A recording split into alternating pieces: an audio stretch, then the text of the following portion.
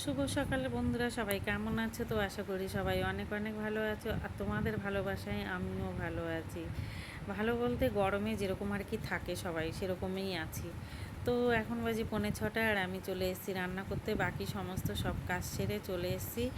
তো যেহেতু আজকে রবিবার, আমি তো বেরোবো না, তো ও বেরোবে, তো তার জন্য আমাকে রান্না তো করতেই হবে। তো সে কারণে আজকে ভাবছি আমি একেবারেই রান্নাটা সেরে ফেলবো, কারণ বেলায় তো প্রচুর গরম পড়বে, আর যেই রোদ ওঠে এখন বেলায় আর রান্না করতে ইচ্ছে করবে না। তো সেই কারণে আমি একেবারেই রান্নাটা সেরে ফেলছি।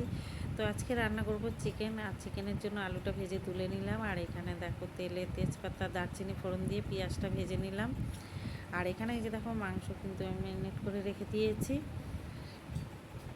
তো দেখতেই পাচ্ছ এখানে আমি জিরের গুঁড়ো, টক দই আর একটু হলুদ দিয়ে আমি মাংসটাকে ম্যারিনেট করে নিয়েছি। আর তারপরে এখানে দেখো পেঁয়াজটা একটু হালকা লাল হয়ে গেছে। তো এবার নেড়ে চেড়ে আমি মশলাটাকে দিয়ে দেবো।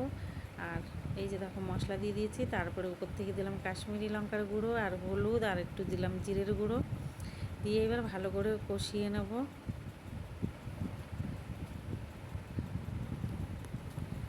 তো যেহেতু মানে কাঁচা লঙ্কার মশলা করা আছে, তো একটু কম লাল হবে বলে তো আমি একটু কাশ্মীরি লঙ্কার গুঁড়ো দিয়েছি, তরকারিটা দেখতেও সুন্দর হবে। তো এখানে এই যে দেখো মশলা কিন্তু কষানো অনেকটাই হয়ে গেছে। এবার কিন্তু আমি নেড়ে চেড়ে ভালো করে মাংসটাকে দিয়ে দেবো।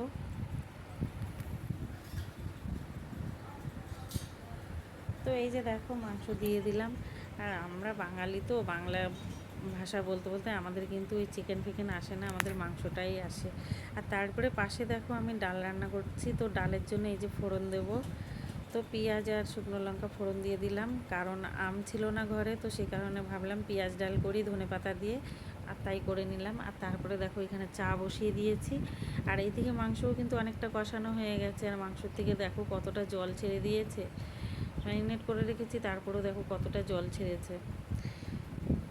তো মাংস অনেকটা কষানো হয়ে গেছে, তারপরে দিয়ে দিলাম উপর থেকে আলুটা আগে দিলে মাংসর সাথে আলুটা কিন্তু অনেকটাই গলে যায়, আর তরকারি একদম মানে গাঢ় হয়ে যায় আলুর জন্য। তো সেই কারণে আমি আলুটা একদম লাস্টের দিকেই দিলাম। দিয়ে এবার ভালো করে আরেকটু কষিয়ে নেব মাংসটাকে।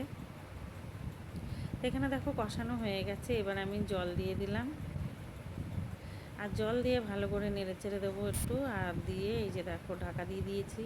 আর ঢাকা দেওয়ার পরে ফুটে গেছে, আর ঝোলটাও কিন্তু অনেকটা গাঢ় হয়ে গেছে।